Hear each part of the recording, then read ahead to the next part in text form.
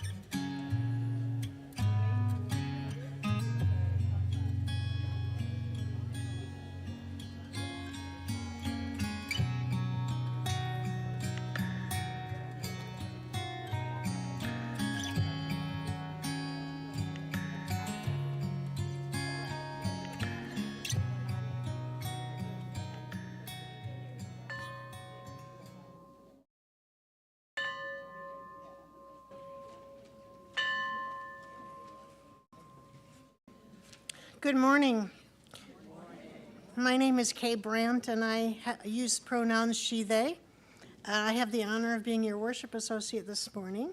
Please take a moment to put your mind, spirit, and cell phones in worship mode. We welcome everyone here and online to the Unitarian Universalist Church of Roanoke, with a special welcome to those of you who are joining us for the first time. We hope you stay after the service for coffee in the fellowship hall. Let's take a second to stand up and connect with everyone watching at home. For those of you online who wish to share your joys and concerns during the Lifelines portion of the service, please put them in the chat in the next 15 minutes.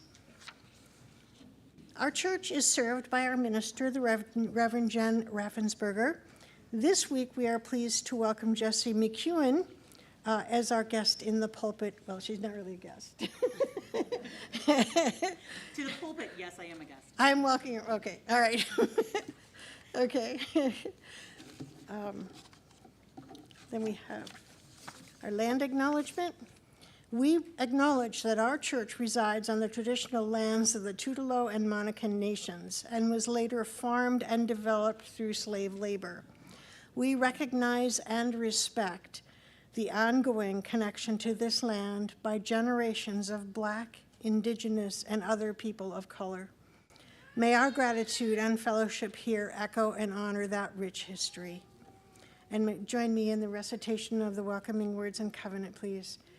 Please, whoever you are, whomever you love, however you express your identity, whatever your situation in life, whatever your experience of the holy, as you come seeking love, your presence here is a gift.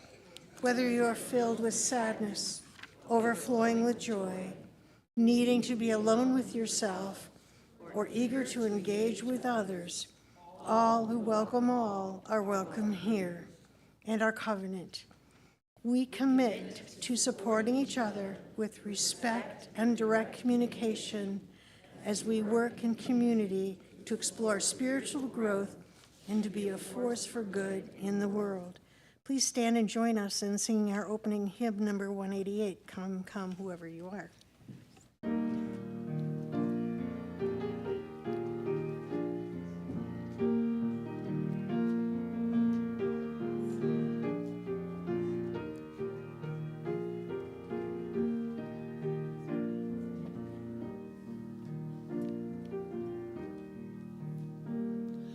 Come, come, whoever you are, wanderer, worshiper, lover of living, as is no caravan of despair. Come yet again, come. Come, come, whoever you are, wanderer, worshiper, lover of living, as is no caravan of despair. Come yet again, come. Come, come, whoever you are, wanderer, worshiper, lover of living, as is no caravan of despair. Come yet again, come.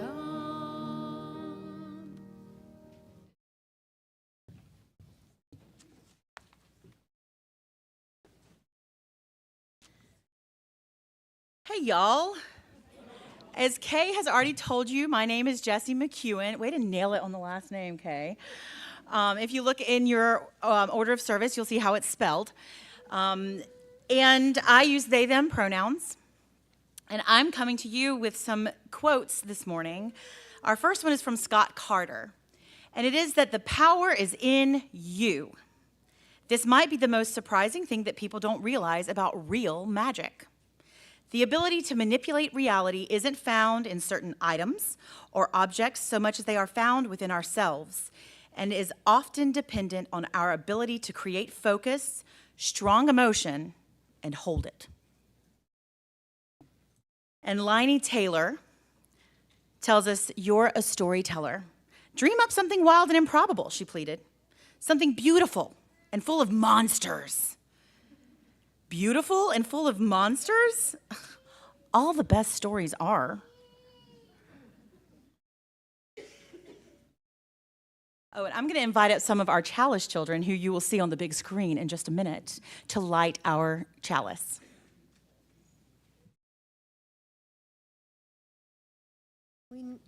We now join with Unitarian Universalist churches and congregations across the nation and the world as we light our chalice, the symbol of our faith and the beacon of hope within our living tradition.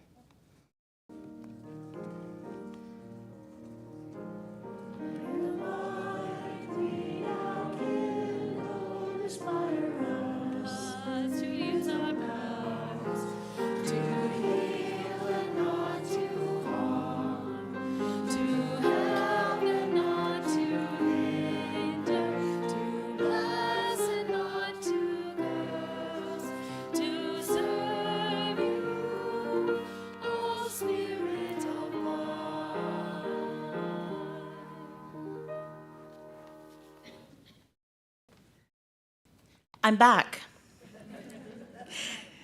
So this film that we're about to see, I'm going to get the housekeeping out of the way first. So it does not have captions. However, I have copies of the script. If you'd like to read along, just let me know if you need it. I'm sure there are plenty of able-bodied folks who will deliver if you need them. Yes, I was also going to encourage you guys to find a seat where you can see better. Can I get somebody to run a couple scripts around? Thank you. Actually, I think they're doing it for you, Malin. Just go be the movie star you are. If you're online, the way to get that script is, and I'm going to say it out loud, but our amazing AV team is also going to stick it in the chat. That's that online. Also, if you have a device that you'd like to access online right here, right now, that is in worship mode but can still access the internet, it's bit.ly/PMG2425, as in Poor Mountain Gnomes 2425. So last year, we did our first Poor Mountain Gnomes tale. Has anyone here been to Poor Mountain? Right, so the gnomes live on Poor Mountain. They're not just poor gnomes that live on a mountain.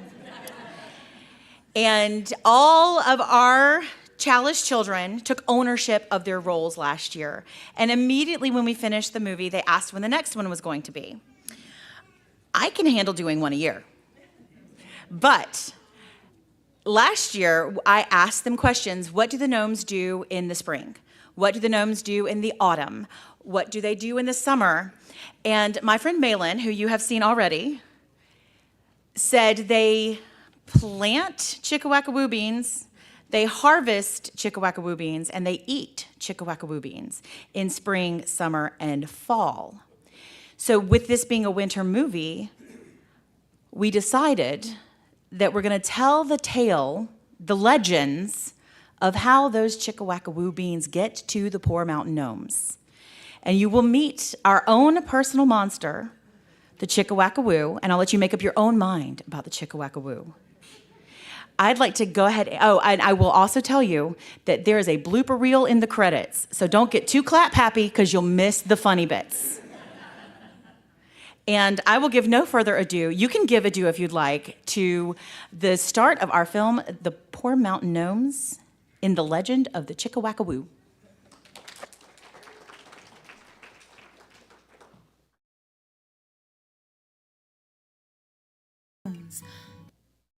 The light was found in their hearts after all, and they slept through the winter, waking for spring, summer, and fall.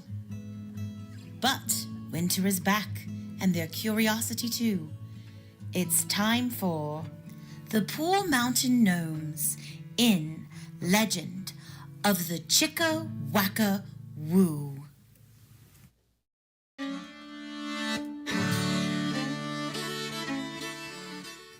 Our story begins as the gnomes all creep outside of their homes while their elders sleep. For you see, they do wonder whence their favorite food comes. Those That's chicka-wacka-woo beans that fill their tums. Each of them has a story to tell. And as your narrator, I shall strive to do well at honoring those stories as they all gather round the campfire bright on their favorite campground. As a narrator, my job is to honor those tales of maybe a captain or a giant whale, or maybe, oh goodness, what will they speak of? I'm running out of rhymes. Something about a dove? Anyway, I shall tell those stories that they told in the times of the people and the things. You did it last year. Well then, by all means, I will let you tell your own tales. Take it away, gnomes.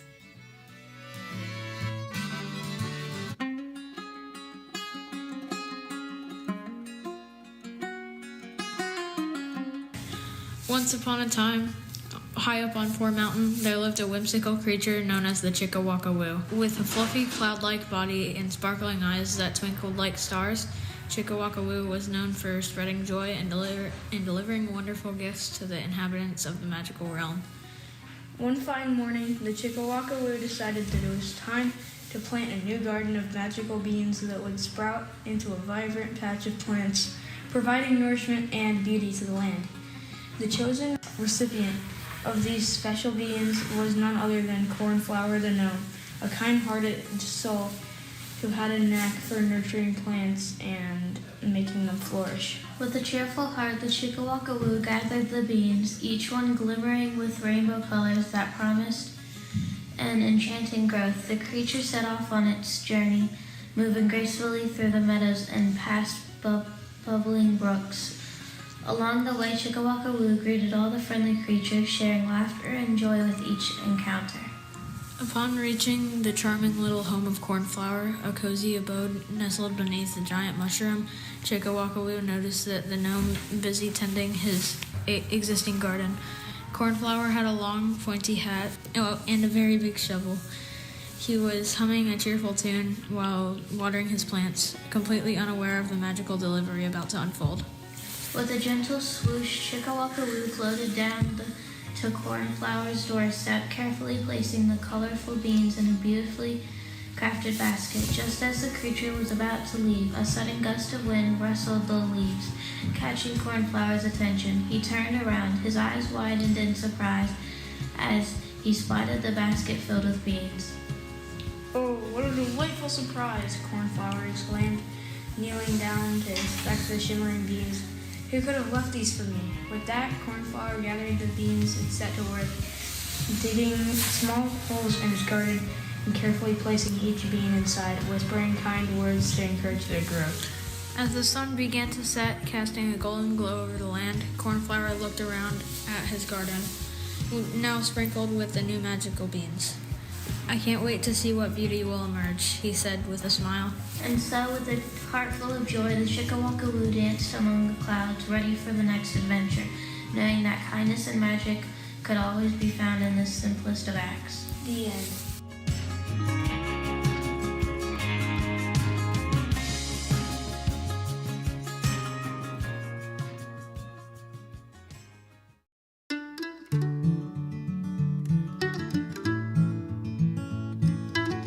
On the misty slopes of Poor Mountain, a whimsical creature named the Chicka-wacka-woo flitted about, known for its playful spirit and gift-giving.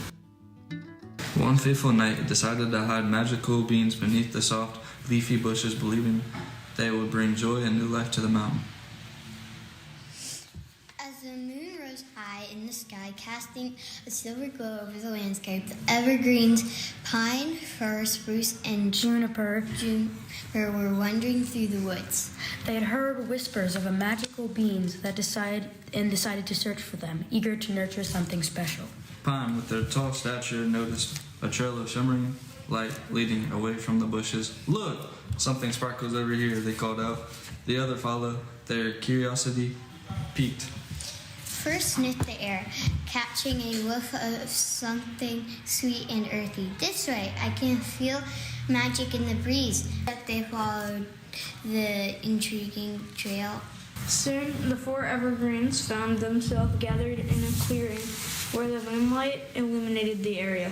Spruce, ever observant, noticed the bushes around them seemed to shimmer faintly. Could it be? They wondered aloud, nudging aside some leaves to reveal the hidden beings beneath. Juniper, with their beautiful hair swaying gently in the nice breeze, exclaimed, "Yes, these must be the magical beans that we've been searching for." The group couldn't contain their excitement as they gathered the beans, each one gleaming like a tiny star. Under the watchful eyes of the moon, they decided to plant the beans right there in the clearing. With careful teamwork, they dug small holes and nestled the beans into the earth, whispering hopes and dreams for their growth. As they finished planting, the moon shone brighter, showering the clearing in a blanket of silver light. The evergreens stood together, hearts full of joy, knowing that they had shared a magical moment under the stars. As the first light of dawn broke over Poor Mountain, the magical beans began to stir, ready to grow into a vibrant garden, forever reminding the evergreens of their bond and their magic of friendship.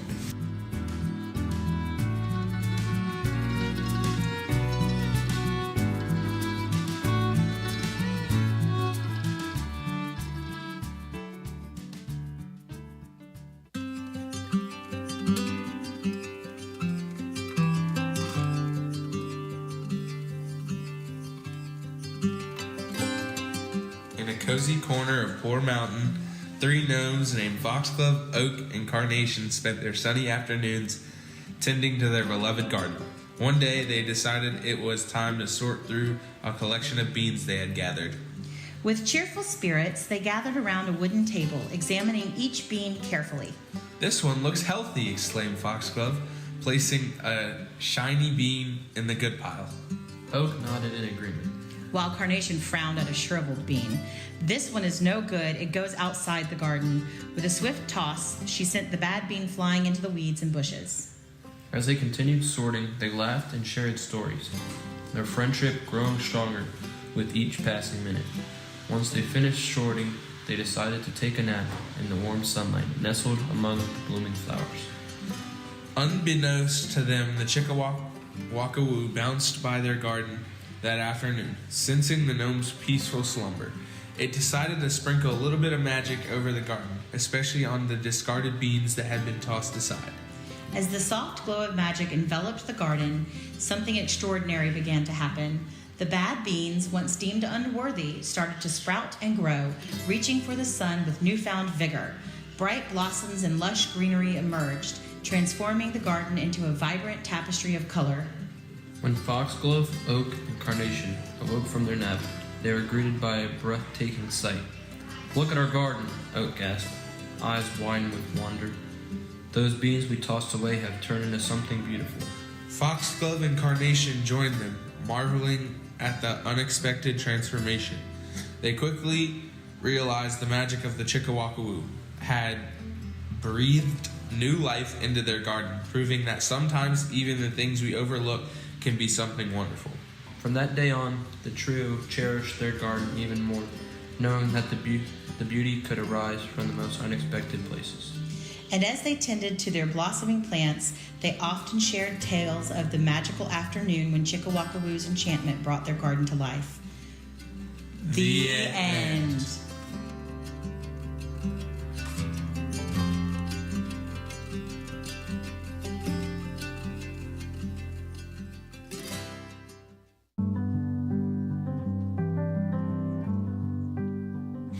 In the enchanting heart of Poor Mountain, the Chickawackawoo fluttered gracefully among the vibrant flowers. Known for its magical beans, the creature felt a deep trust in the gentle gnomes who tended the land.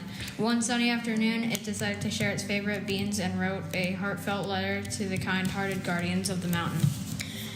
Dear friends, the letter began. I have gathered my favorite beans with you filled with magic. I trust you to plant them with love, for they will flourish under your care. The Chickawackawoo placed a letter beside a basket overflowing with shimmering beans. With the soft rustle of its colorful fur, it danced away, leaving a trail of sparkling light behind. When the guardians discovered the basket and the letter, they felt honored and excited. With great care, they planted the beans in a sunny spot, whispering kind words as they nestled each one into the earth. As days passed, tiny green shoots began to emerge, blossoming into a vibrant garden of colorful flowers. The Chickawackawoo, sensing the magic of their nurturing, returned to see the wonders that had grown from its favorite beans. With joy in its heart, the Chickawackawoo danced amid the blooming flowers, celebrating the trust and love they had created such beauty. From that day on, the bond between the Chickawackawoo and the guardians of Porter Mountain depended, reminding them all that love and trust could cultivate the most magical guardians. The end.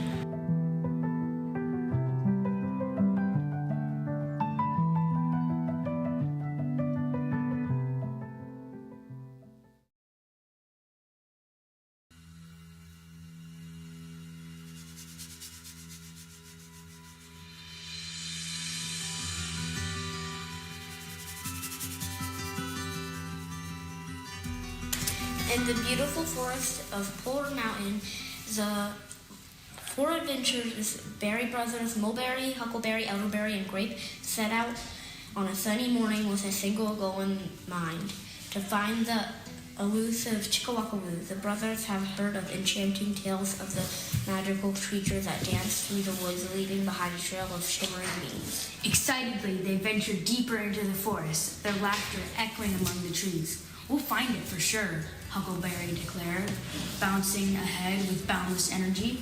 The others followed, their hearts filled with anticipation. As the sun climbed higher in the sky, the brothers explored every nook and cranny, but the Chickawackawoo remained elusive. They chased after a fluttering butterfly, thinking it might lead them to the magical creature. However, in the excitement, they soon realized they had wandered far from their path. Where are we? Elderberry asked, glancing around the unfamiliar surroundings. The towering trees loomed over them, and the once familiar sounds of the forest felt distant. Panic set as they realized they were lost. We should have paid more attention to where we were going. Grape sighed, feeling a little defeated. The forest felt vast and unwelcoming now. The brothers huddled together, unsure of what to do.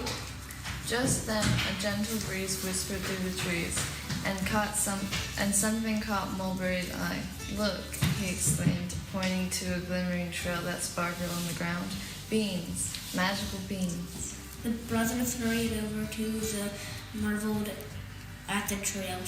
Shimmering beans led the way into the woods. "Maybe they can guide us home," Elderberry suggested, hoping blossoming in his heart. With newfound determination, the brothers followed the trail of magical beans, each one glowing softly under the canopy of leaves. As they walked, the beans seemed to dance in the sunlight, illuminating the path and filling them with the sense of wonder. Do you think the Chickawackawoo left these for us? Huckleberry wondered aloud, his excitement returning. The thought of a magical creature guiding them home filled the air with a sense of enchantment. As they followed the trail, they stumbled upon a small clearing where the sunlight poured in like liquid gold. There in the center stood the Chickawackawoo, its fluffy form shimmering with the colors of a rainbow. It danced joyfully among the flowers, and when it spotted the brothers, it beamed with delight. Thank you for guiding us," Grape yelled, his heart swelling with gratitude. With a twirl and a flourish, the Chickawackawoo beckoned them to follow. It led them back through the forest, the trail of magical beans lighting the way. Finally, they arrived back at the familiar path that they had started on, the forest now filling warm and welcoming. As they stood together, the brothers couldn't help but smile. They had not only found the Chickawakaroo, but also discovered the magic of trust and togetherness. The Chickawakaroo waved goodbye with a sparkle in its eyes, leaving the handful of magical beans to plant in their own garden. From that day on, the Berry brothers would always remember their adventure and the lesson it taught them. That even when lost, there is always a path back home, especially when guided by magic and love. Like the end.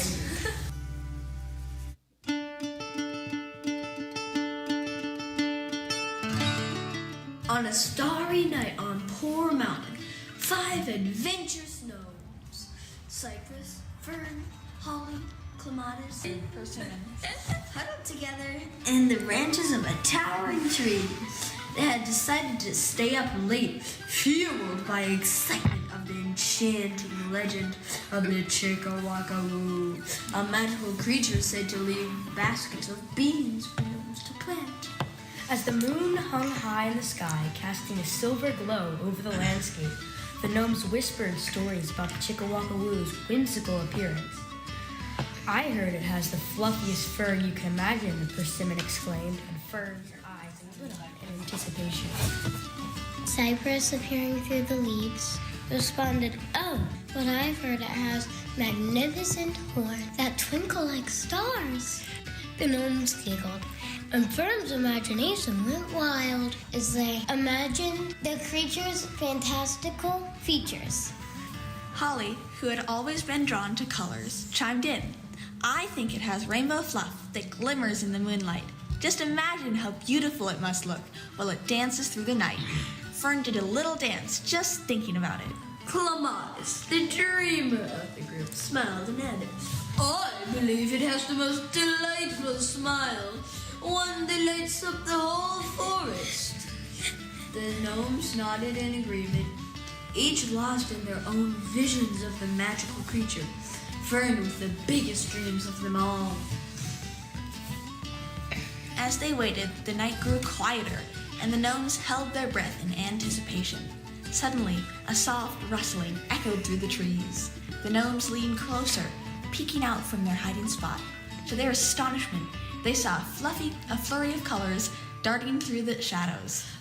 "I see it," Clematis exclaimed, pointing excitedly.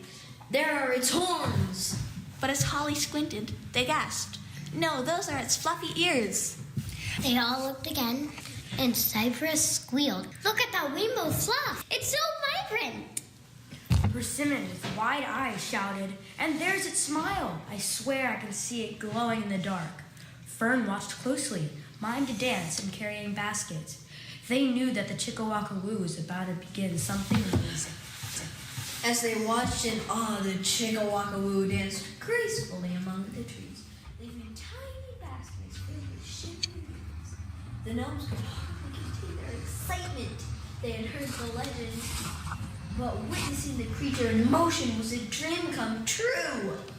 With hearts full of joy, Cypress, Fern, Holly, Clematis, and Persimmon quietly climbed down from their perch to gather the magical baskets. Then marveled at the beams inside, each one sparkling like a star.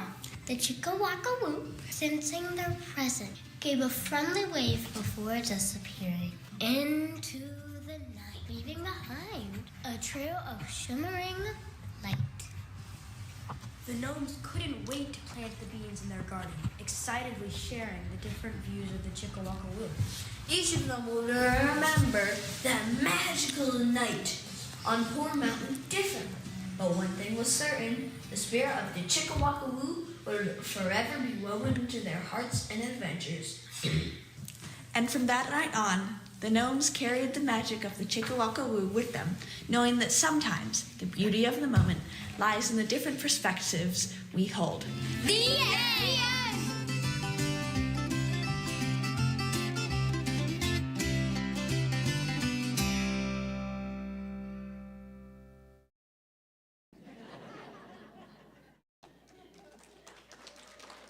Flap.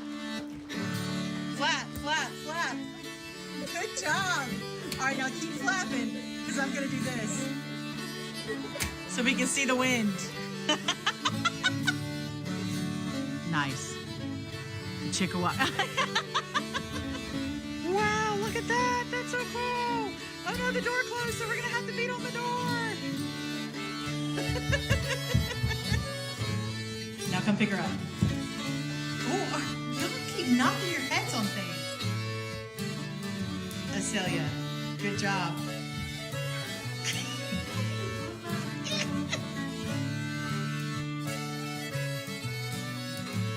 On a starry night on Poor Mountain, 5 adventurous gnomes, Cypress, Fern, Holly, Clematis, and Parmesan.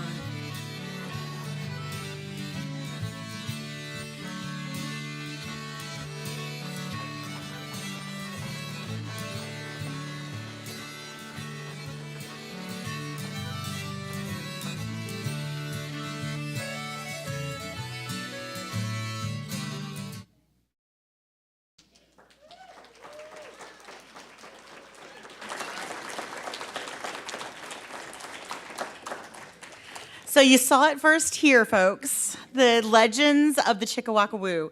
I want to also point out that we work on so many life skills when we make these movies. And it's such an opportunity for you guys to see yourselves featured on the big screen and acting. You know, we don't need to do any plays. We can do movies now.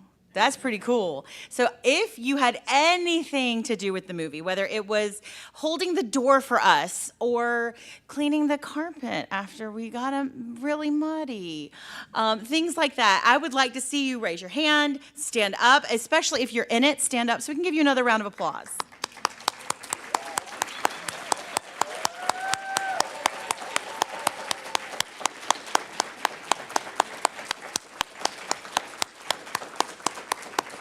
It truly is the highlight of my year to do this. And I, for those of you who asked, can we do a play? I've heard you.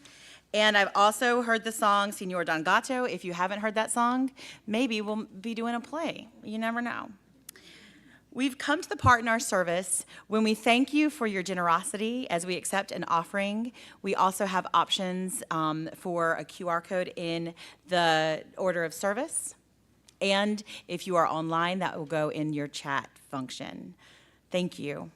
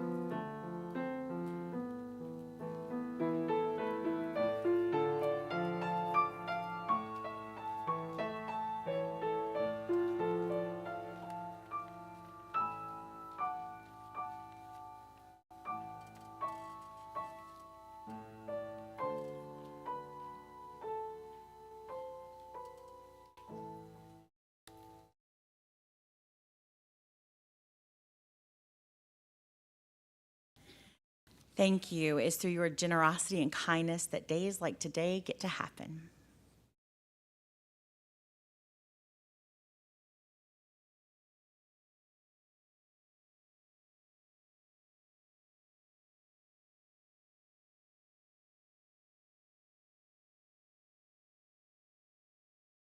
Good morning. I'm Jane Harrison from the Caring Committee, and it's part of one of our roles is to share the joys and the concerns on Sunday morning of this congregation. If you have a joy or concern, I know you've heard this before, you can use the Lifelines book, which sits on the pulpit on Sunday mornings, or you can notify the church office, or you can contact somebody in the Caring Committee.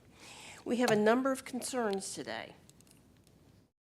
First of all, and let me get my eyes on so I can see what I'm doing. Sending love to commemorate Reverend Walter's 73rd birthday today. From Heather Mason, Gary needs continued healing, thoughts, and vibes. His condition is worsening, and we're having difficulty finding someone who can address it. From Michael Adams, his nephew, Donnie Langdry, has stage 4 lung cancer. It is spread throughout his body. Downey lives in Fredericksburg. He has visited our church, and he's Michael's godson. And finally, from Bobby Hoffman, she had to say goodbye to her 15-year-old boy, Rocky, this past week, and she wants you to keep her in her thoughts, for strength is appreciated. If you have a joy or a concern that is in your heart, or something that you want to share with the congregation, we can use this morning by lighting a candle using both sides of the altar. You go over here. I'll go over here.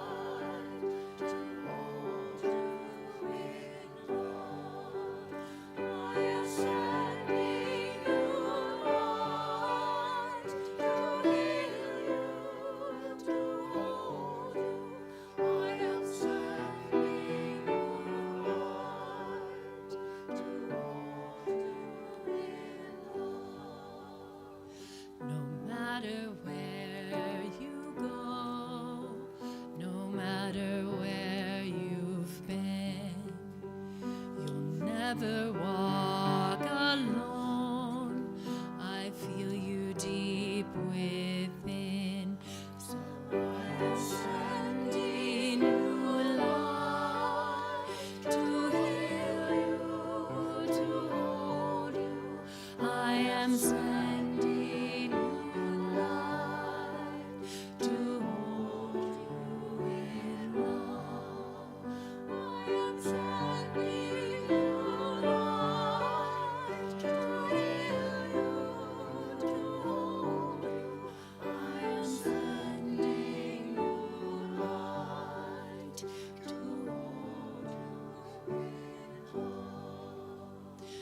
matter what you feel or what you choose to show, I'm always there for you, and so I want you to know that I am sending you light to heal you, to hold you. I am sending to hold you in love.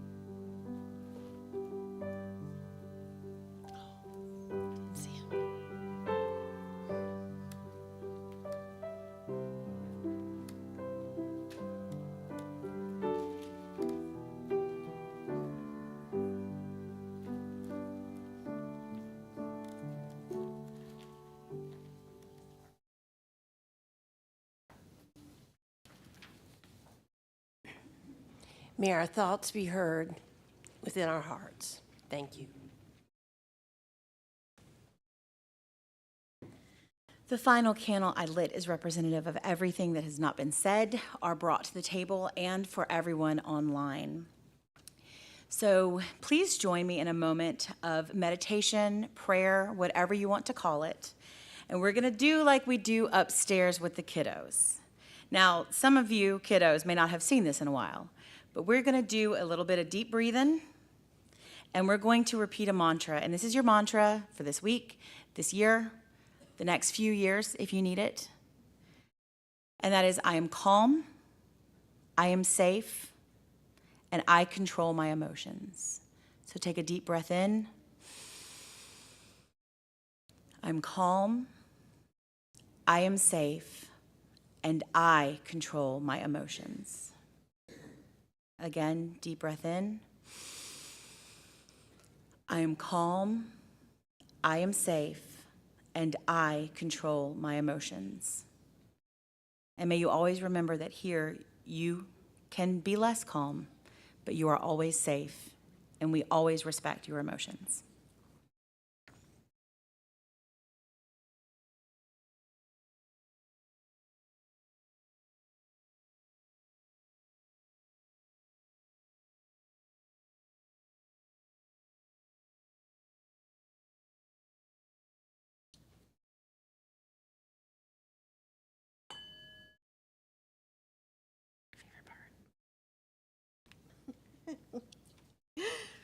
And now, as we draw close to the end of our time together, we turn our attention from within our own community and their joys and concerns and prepare to engage with the world in the week ahead. So we'll begin with a few announcements. The Green Team's Climate and Green Energy Rally will be held right after the service today at 12:15 on the church corner. All are welcome. They have signs for you to hold. Please join us to help inform those who pass by about the need for attention to environmental issues, which are so important in these times. And in the spirit of that, Pam Fisher changed the batteries in her smoke detectors and has 9 9-volt batteries, which still have life for anyone who wants them. They will be recycled if no one wants them. Pam, raise your hand. And there she is. This Friday is our celebration for Rev. Jen's full ministerial fellowship. If you plan to attend, please sign up on the sheet in the lobby after the service today, or check your weekly email for a link. It's important that you sign up for today so we know how much food to order. Thank you. This is the final week to bring in your non-perishable foods for the Soup for Seniors collection, supporting the local Office on Aging. Please see the flyer on the community bulletin board in the lobby for more information. More announcements can be found in the weekly email newsletter. If you are not receiving the newsletter and would like to, please contact the admin at uucr.org. As we began our service today, we close now by joining the Unitarian Universalist churches and congregations across the nation and the world in extinguishing the chalice here in our sanctuary, knowing the flame of our faith is carried within our hearts and into the week ahead.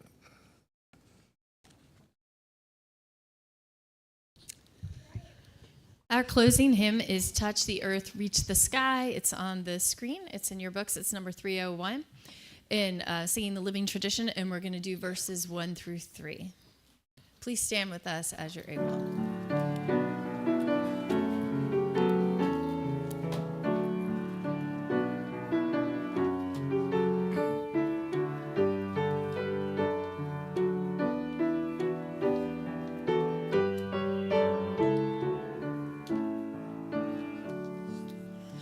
Touch the earth, reach the sky, walk on shores while spirits fly, over the ocean, over the land, our faith, our quest to understand.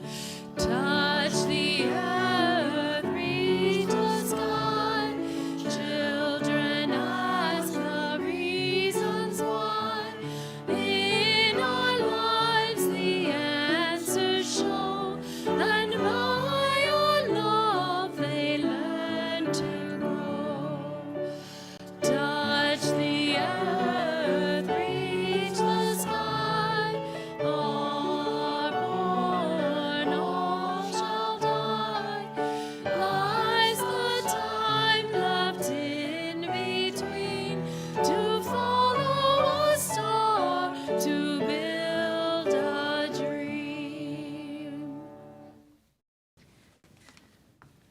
Thank you all for joining us this morning. May your week be filled with magic and love and all things amazing. And feel free to reach out if it's not. Because the Chickawackawoo will always be here for you. And I'm done rhyming, I promise. Have a great week, everybody.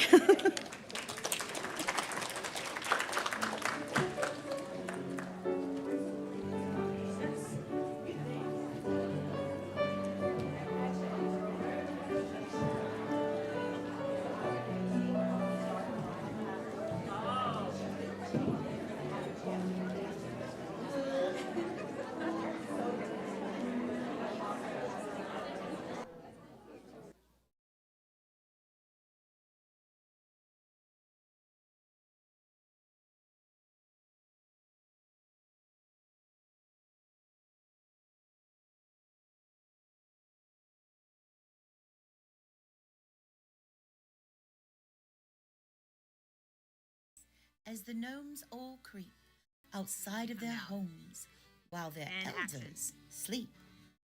For you see, they do wonder whence their favorite food comes.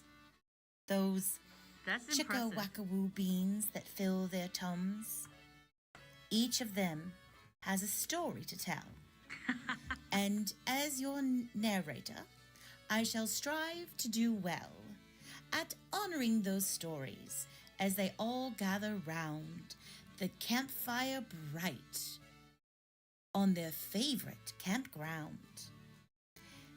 As a narrator, my job is to honor those tales of maybe a captain or a giant whale or maybe, oh goodness, what will they speak of?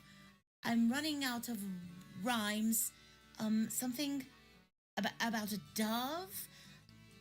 Anyway, I shall tell those stories that they told in the times of the people and the things. You did it last year. Well then, by all means, I will let you tell your own tales. Take it away, gnomes.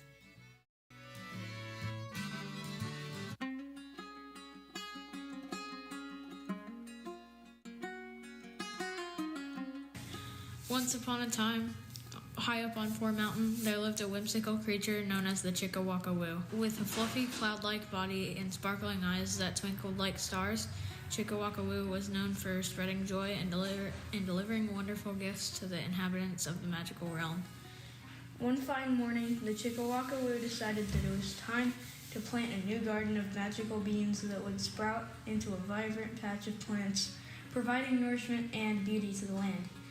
The chosen recipient of these special beans was none other than Cornflower the Gnome, a kind-hearted soul who had a knack for nurturing plants and making them flourish. With a cheerful heart, the Chickawackawoo gathered the beans, each one glimmering with rainbow colors that promised an enchanting growth. The creature set off on its journey, moving gracefully through the meadows and past bubbling brooks.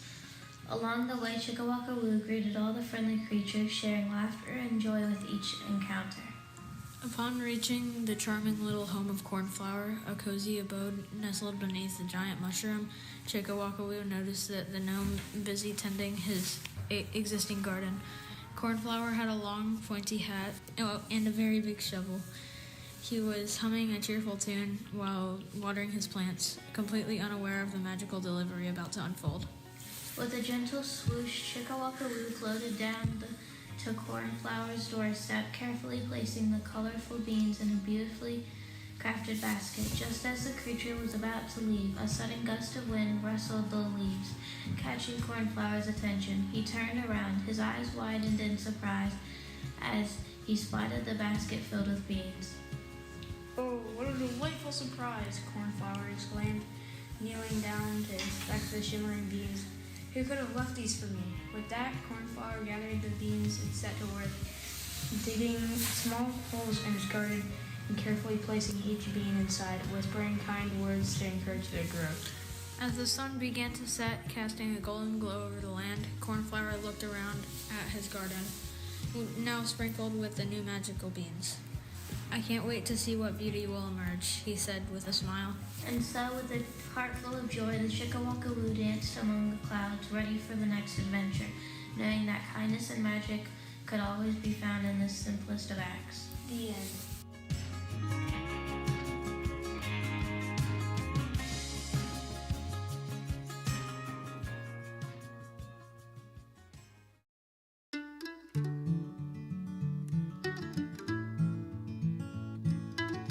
On the misty slopes of Poor Mountain, a whimsical creature named the Chickawackawoo flitted about, known for its playful spirit and gift-giving. One fateful night, it decided to hide magical beans beneath the soft, leafy bushes, believing they would bring joy and new life to the mountain.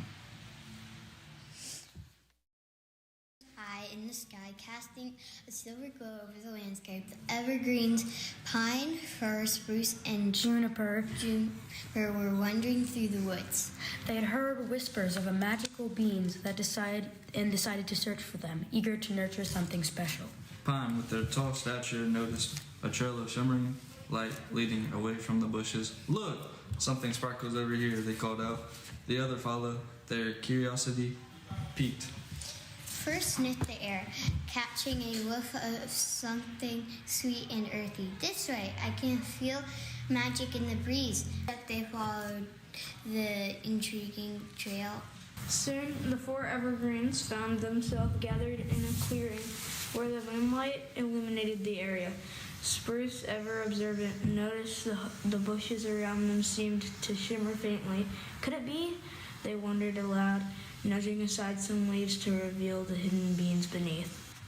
Juniper, with their beautiful hair swaying gently in the nice breeze, exclaimed, "Yes, these must be the magical beans that we've been searching for." The group couldn't contain their excitement as they gathered the beans, each one gleaming like a tiny star. Under the watchful eyes of the moon, they decided to plant the beans right there in the clearing. With careful teamwork, they dug small